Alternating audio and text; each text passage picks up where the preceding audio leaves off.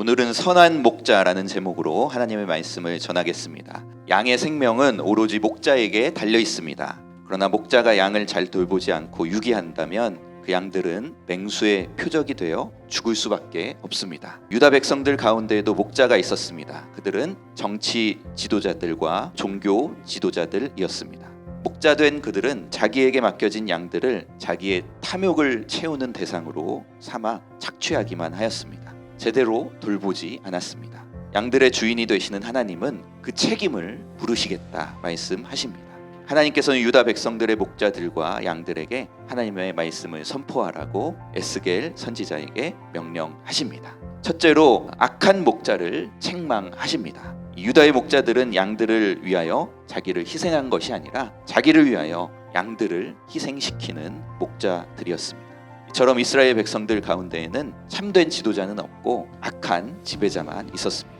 하나님께서는 양들을 유기하는 악한 목자들을 심판하시고 그들에게서 양들을 되찾아 오시겠다라고 말씀하십니다. 오늘날 유다의 악한 목자들과 같은 지도자들이 있습니다. 이런 지도자들을 세우면 나라가 위험해지고 비참한 일을 당하게 됩니다. 나라의 지도자들뿐만 아니라 교회의 지도자들도 악한 목자와 같을 때가 있습니다.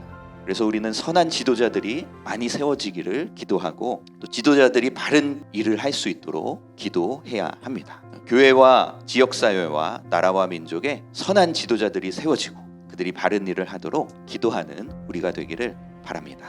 둘째로 악한 양을 책망하십니다. 악한 목자만 있었던 것이 아닙니다. 악한 양들이 있다고 말씀하십니다. 악한 양들이 하나님의 심판을 받게 되는 이유가 무엇인지 보여주고 있습니다. 그것은 오직 자기만 생각하는 이기심 때문이었습니다. 하나님께서 주시는 먹이와 물을 감사하게 여기지 못하고 당연하게 자기에게 주어지는 것으로 여겼습니다. 그리고 그 먹이와 물을 자기들만 차지하였습니다. 하나님의 은혜로 주신 것을 마치 자기들 것처럼 생각하였고 또 그것들로 자기들의 욕심만 채웠습니다. 그리고 그들의 행위로 말미암아 공동체에 분열을 일으키고 흩어지게 하였습니다. 오늘날 이런 악한 양들이 나라와 사회 곳곳에 그리고 교회에도 있습니다. 나라와 사회와 교회를 분열시키고 흩어지게 만듭니다. 우리는 악한 양이 되지 않도록 늘 자신을 지키고 선한 목자를 따라가는 선한 양이 되어야 될 줄로 믿습니다. 셋째로 예수님이 선한 목자이십니다. 여호와가 그들의 하나님이 된다는 것은 하나님과 유다 백성이 바른 관계로 회복된다는 말씀입니다. 그리고 내 종 다윗이 그들 중에 왕이 된다는 것은 다윗의 자손으로 오신 메시아 예수 그리스도께서 하나님의 백성을 통치하심을 의미합니다. 늘 하나님을 섬기며 살아가고 예수님의 통치를 받으면서 살아가는 것이 가장 좋은 일입니다. 양들이 그 목자와 관계 속에서 목자의 돌봄을 받으며 살아가는 것이 가장 행복한 삶이 되는 것처럼 말입니다. 예수 그리스도께서는 자기의 생명까지도 양들을 위해 내어주시는 선한 목자이십니다.